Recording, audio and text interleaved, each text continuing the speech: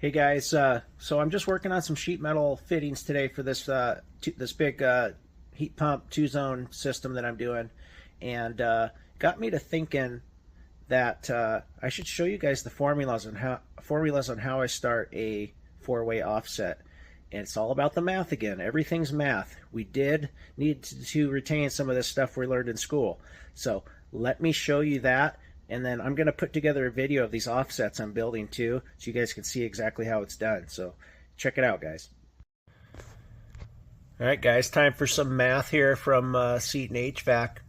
So if you want to know how to build a four-way offset without having to think too much, do this math if you can, and you will not have to think too much doing a four-way offset. I'm talking about a four-way offset that has no straight sides. It's angled in every which way. Okay? So we do our Pythagorean theorem. A squared plus b squared equals c squared. Then we do c squared plus d squared to get our final length of x squared. Does that all sound like gobbledygook to you? Well, check this out. So A is our length, B is our offset, C is our hypotenuse, meaning our third angle of A and B, okay? D is our second offset, so you take your hypotenuse of A and B squared plus your second offset dimension squared equals X, which is your hypotenuse of A plus B plus D. Did I just blow your mind? Let me show you how that works. All right, guys, let's see if we can help make this make sense, okay? So we got to do two hypotenuses here, basically. We need to do two different offsets. So we got to do the formula for both. So here's your front angle, okay? So A is 10, B is 5. So A squared plus B squared equals C squared. That would be 10 squared, which is your A, plus your 5 squared, which is your B, your offset, would equal C squared. So that's 125, because you got 100 plus 25 equals the square, basically the square root of 125, C squared, 11.18. We're not done, because if you just made that 11.18, it would not reach. It'd be short, because you have another offset you got to account for. So then what you do, you come over here. Now we're going to call our second offset D, okay?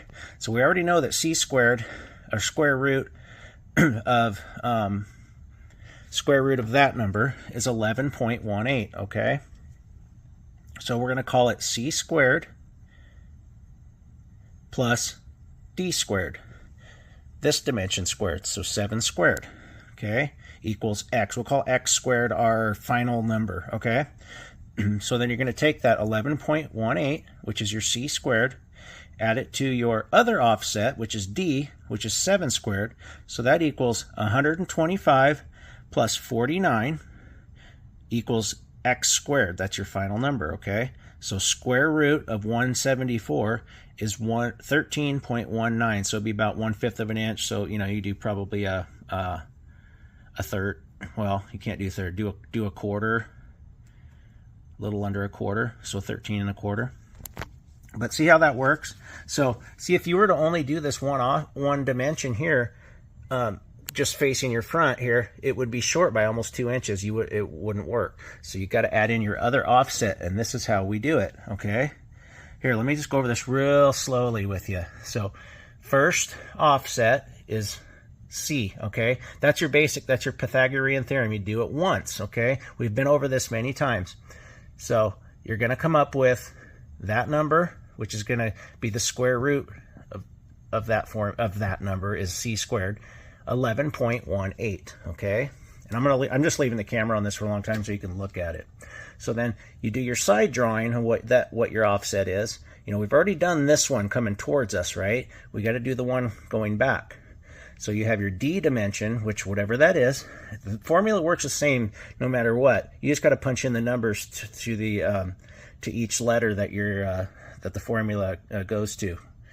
Sorry if I'm saying that kind of jumbled, but so then you take that first dimension of your first known angle that you made by doing the math, and then you're going to add in this one. So it's the same formula. You're going to take that and add it to that other dimension squared, which is going to be your 125 plus your 7 times 7, 49, gives you 174, and then it's just the square root. You know, the x squared is your square root. All you're doing is what two numbers multiplied together equal that, which would be 13.19. 13 1/4-ish. If you made that piece 13 1/4 on your first side, you're ready to rock and roll on your offset. Hope that makes sense, guys. Let me know if you think there's an easier way. I think it's the best way, because that's all you got to do is punch that number in, and you're off to the races on a 4-way offset.